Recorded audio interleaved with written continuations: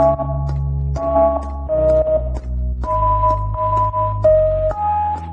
I'm Apurva from Let's Design. And Shabnam. I'm Shabnam Gupta from the Orange Lane and Big of Life. For architecture plus design. For architecture plus design. I believe design actually happened to me. I had no idea that I want to be in design. I was not one of those who was extremely focused and knew what I wanted.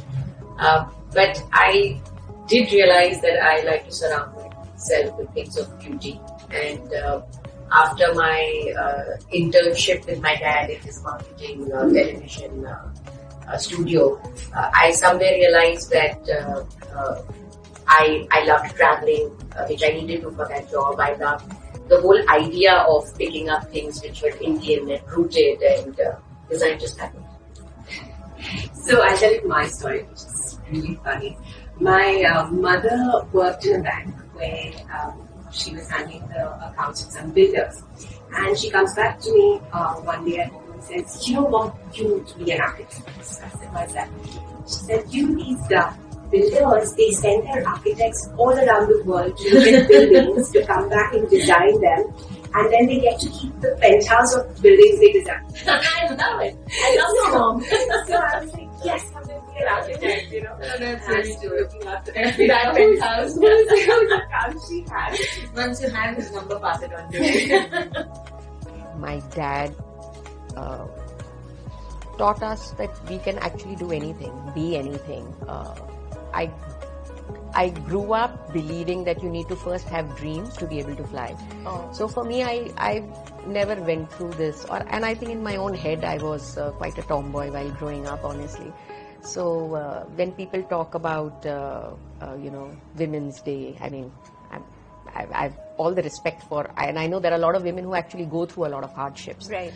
But for me, this whole celebration of Women's Day, I mean, I'm fortunate to be surrounded with men who have strong women and men who respect women. So for me, I'm just part of the gang. I mean, Right.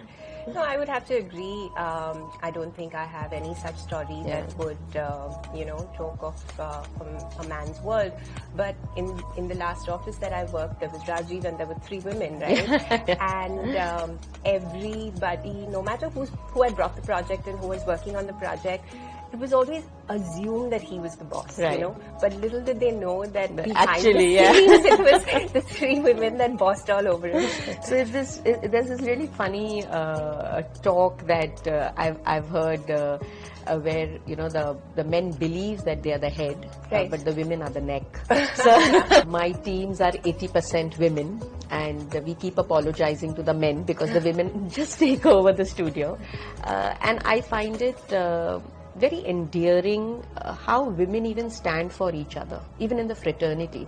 At least my personal experience has been that in spite of whatever is portrayed of women being catty and women, I don't find that at all. In fact, I think women are far more empathetic, and because they've been through that. So for me, my experience and what I see around me is very inspiring, and I think because you understand and you've gone through that, it's easier to be the wing, under other women. I just think women in design are so cool. Yeah, that too. You think cool, you look cool, and I would like to mention Sunu Aibara. Dude, in my 60s, if I was as cool and as hot as her, that's about it. Fantastic, absolutely, yeah, and thank you. So I think in the pandemic, people staying at home have realized the beauty. They've been cooking together as a family. They've been converting living rooms into multifunctional study spaces, which kind of close with partitions when required. That's something which all of us have learned to adapt, and it's beautiful in that sense.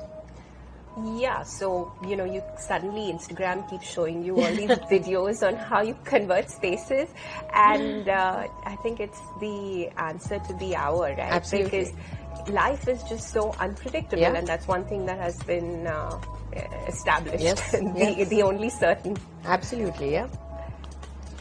Do subscribe to Architecture Plus Design.